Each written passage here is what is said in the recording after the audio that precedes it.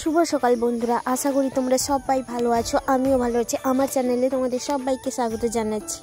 আশা করি আজকের ব্লগ তোমাদের সবার খুব ভালো লাগবে। তো like, comment, share and subscribe করতে একদম ভুলবে না। আর ফেসবুক থেকে যদি থেকে থাকো ফলো প্লিজ করে দিও। তো সকালে এখন 9টা বাজে। ঘুম থেকে উঠে খাওয়া দাওয়া শেষ করে মানে সকালের টিফিন শেষ করে বসছিলাম। তারপর দেখি হঠাৎ দাদা কোথা থেকে ফিরে এলো, আর হাতে দেখলাম বড় একটা ব্যাগ আছে, তাতে আবার মাংস আছে, মাটনের সঙ্গে অনেক কিছু ছিল, মানে নিয়ে এসেছিল তেঁতুল, নিয়ে এসেছিল মাছ, তারপর আরও অনেক কিছু সবজি টবজি নিয়ে এসেছিল। কিন্তু আমি মাটনটাই বের করে দেখছিলাম কারণ আমার প্রিয়। আর দেখো সকালবেলা আমাদের বাড়িতে কে এসছে, তো বৌদি এসছে, কারণ কাস্টমার এসেছিল সেই জন্য কল করে। যাই হোক, এখন না মাংসটাকে আমি ধুয়ে দিই, কারণ অনেকক্ষণ আগে থেকে কি কিনে নিয়ে এসে। তো বৌদিও কি করলো, সবজি টবজি সব কেটে ফেললো, যেহেতু অনেকক্ষণ আগে থেকে নেওয়া হয়েছে সেই কারণে বললো যে তাড়াতাড়ি একটু রান্না করে ফেলবে।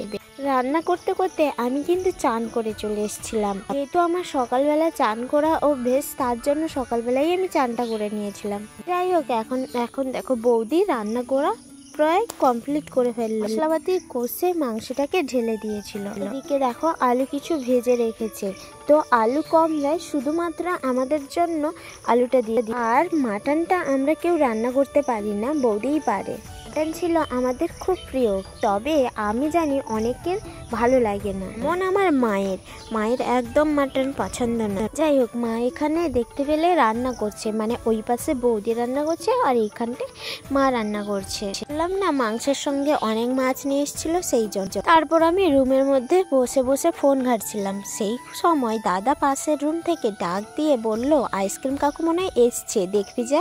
সত্যি বাইরে যখন এসে দেখি আইসক্রিম কাকু এসছে, দাঁড়াতে বললাম আর দাঁড় করিয়ে সবার জন্য আইসক্রিম নিয়ে। আর এই আইসক্রিমগুলো না আমরা অনেক ছোটবেলায় খেয়েছিলাম, কিন্তু এখন আর তেমন একটা দেখতে পাই না। কিন্তু এই বছর রিসেন্ট আমি দেখতে পাচ্ছি এই আইসক্রিম। বাজারে তো আমরা সবসময় বলতে গেলে অনেক রকম আইসক্রিম খেতে পাই, কিন্তু এই রকম আইসক্রিম একমাত্র গরমের দিনেই পাওয়া যায় আমার মনে হয়।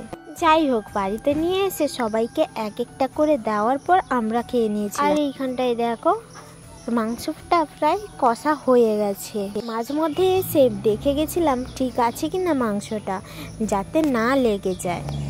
যাই হোক, এটা হচ্ছে আমার কুটুরও প্রিয়। কুটু চিকেনটা তেমন একটা ভালোবাসে না, কিন্তু মাটন হলে আরই বলতে হবে না। বাড়ির মধ্যে আমি কুটু ছাড়া কেউ তেমন একটা এক্সাইটেড নয় মাংস খাওয়াতে। সারাদিনে 2 পিস করে মাংস দিলে আমাদের খাওয়া প্রায় শেষ হয়ে যায়, মানে ভাতটা পুরো শেষ হয়ে যায়। যাই হোক, কুটুকে এখানে রিভিউ দিতে বলছিলাম যে কেমন হয়েছে রান্নাটা। কুটু বলছিল বেশ কিন্তু ভালো হয়েছে। কুটু তোমাদের সঙ্গে দেখাচ্ছিল কেমন ভাবে খেতে হয়, আর একটু ঢং করেও দেখাচ্ছিল। তবে এটা আমরা ভাত খাচ্ছি না, এটা আমরা কষা বের করেছিলাম 3 জনের জন্য 3 পিস। তো আমি বৌদি খেয়ে নিয়েছিলাম, বাদ বাকি ছিল কুটু। আইসক্রিম খেতে খেতে প্রায় গলিয়েই ফেলেছিল, তার কারণে আইসক্রিমটা গলে যাওয়ায় জল হয়ে গেছে, সেই জন্য সে জলটা খাচ্ছিল। আমরা তাকে কিছু বলিনি, আমরা আগে খেয়ে নিয়েছিলাম, তারপর গিয়ে কুটুকে ডেকেছিলাম যে তুই মাংস খাবি আর। যাই হোক, দুপুরবেলা হয়েছিল চচ্চড়ি মাছের মাথা দিয়ে আর পুঁই ডাঁটা দিয়ে, পুঁই শাক দিয়ে, তার সঙ্গে ছিল মাংস। দুটো তরকারি আজকে খুবই সুন্দর হয়েছিল, বিশেষ করে পুঁই ডাঁটা দিয়ে মানে চচ্চড়িটা বেশি ভালো হয়েছে। তার সঙ্গে মাংসটা তো আমি আগেই খেয়ে নিয়েছিলাম, তার জন্য ভাতের সঙ্গে তেমন একটা ভালো লাগছিল না। আর কষা মাংস আমার ভীষণই ভালো লাগে, জল ঢালা মাংস। তো এই যে দেখো, আমি কিন্তু ওই রকম একটু ভিডিও করতে চাইছিলাম, কিন্তু ভিডিওটা আর করতে পারলাম না। যাই হোক, ঘুম থেকে উঠে দেখি আকাশটা পুরো অন্ধকার হয়ে যায়, আর তখন বাজে 3টা। তো সেই সময় আকাশ অন্ধকার, বাইরে পড়ছিল অনেক ধান, মানে বাইরে দুপুরবেলা ধান ওড়ানো হয়েছিল, সেই কারণে ধান পড়েছিল। তো তড়িঘড়ি করে সবাই মিলে ধানগুলো তুলে দিলাম। তুলে দেওয়ার পরে এই যে দেখো একটা বড় সাইজের তরমুজ নিয়ে এসেছিল। এই তরমুজটা এখন কি করব সবাই ভেবে খেয়ে নিয়ে নিলাম। বসে বসে তো কিছু কাজ নেই, আর এখন বাজে 3টা। অবশ্যই তোমরা ভেবে নিও না এখন সন্ধেবেলা। বললাম না বাইরে খুব কালো মেঘ হয়েছে, মানে ঝড় হচ্ছে। সবাই মিলে তরমুজ খাওয়ার পর এখন বাজে বিকাল 5টার সময় ওয়েদারটা দেখেছো কত চকচকে ঝকঝকে, মানে ঝড়টা থেমে গেছে, তারপর চকচকে ঝকঝকে হয়ে গেছে। আর এই ঠান্ডায় মশরুমে একটু তো চা খাওয়া যায়। যাই হোক, বাইরেটা দেখো, গরম পড়ার পর বৃষ্টি হলে কেমন লাগে, বেশি ভালো লাগে তাই না?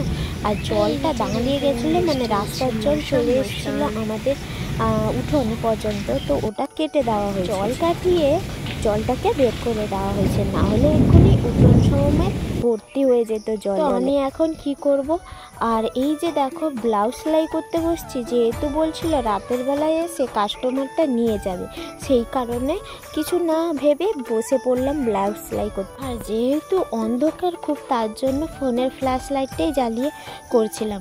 আর এখন ইমার্জেন্সি জ্বালাইনি, সন্ধ্যাবেলা খাওয়ার সময় যদি কারেন্ট না আসে তাহলে কি হবে, অন্ধকারেই আমাদের জীবনযাপন করতে হবে। প্রত্যেকদিন যাই হোক সন্ধ্যাবেলায় কাজ থাকে, মানে কারেন্ট থাকলে, মানে আলো দিয়ে থাকলে গিয়ে কাজ করি, কিন্তু আজকে তো আলো টালো কেমন মক্কা, তার জন্য শুধু খাই।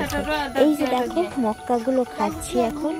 আর এটা নিয়ে এসেছিলাম বালিঘাই থেকে, দিদির বাড়ি যবে গেছিলাম বালিঘাইতে দাঁড়িয়েছিলাম, তো ওই সময় বৌদি বলছিল তুমি কি নেবে, হ্যাঁ নিয়ে নাও, বড় একদিন খাওয়া হবে সবাই মিলে। তো দাদাটা আগে বানাতো বেশ, এটা কেমন একটা বানিয়েছে, তেমন একটা ভালো লাগে। এখন সন্ধ্যা 7টা বাজে, এখনো পর্যন্ত কারেন্ট আসেনি, মনে হয় আজকে রাত্রে কারেন্ট আসবে না, তার জন্য ইমার্জেন্সি লাইটটা জ্বালানো হলো। জ্বালিয়ে বসছি, এই যে কি করব কিছু খুঁজে পাচ্ছিলাম না, তো একটু ঢং টং দিচ্ছিলাম, আর কুটু সামনে বসছে, কুটুর সঙ্গে একটু গল্প করছিলাম। বৃষ্টির কারণে বাইরের উনানটা জল ছিটিয়ে গেছে পুরো, মানে বাইরের উনানটা ভিজে গেছে বলতে গেলে, তার জন্য মা বলল আজকে ভেতরে ভাত বসিয়ে দে, আর রাতের বেলা আজকে যেহেতু দুপুরবেলা তরকারি ছিল কিছু, সেইগুলোই হয়ে যাবে, শর্ট হয়ে গেলেও কি সবাই মিলে অল্প অল্প খেয়ে নিব। আর এই দেখো কান্ডুরামের মুখটা হাঁ করে তাকিয়েছে, যাই হোক কোন দিকে কি করছে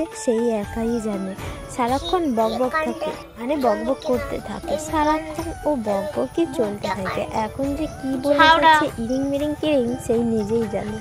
তো চলে খাওয়া করে নি, আমাকে মা বলছিল তুই বেড়ে দে আজকে, বললাম না আজকে আমাদের বাড়িতে সেই সেম দুপুরবেলা যেটা হয়েছিল রাতের বেলাও সেটা। তো এই যে দেখো খাওয়া দাওয়া করতে বসে গেছি। আশা করি আজকের ব্লগটা তোমাদের সবার খুব ভালো লেগেছে। দেখা হচ্ছে নতুন একটা ব্লগে, ততক্ষণের জন্য তোমরা সবাই ভালো থেকো, সুস্থ থাকো।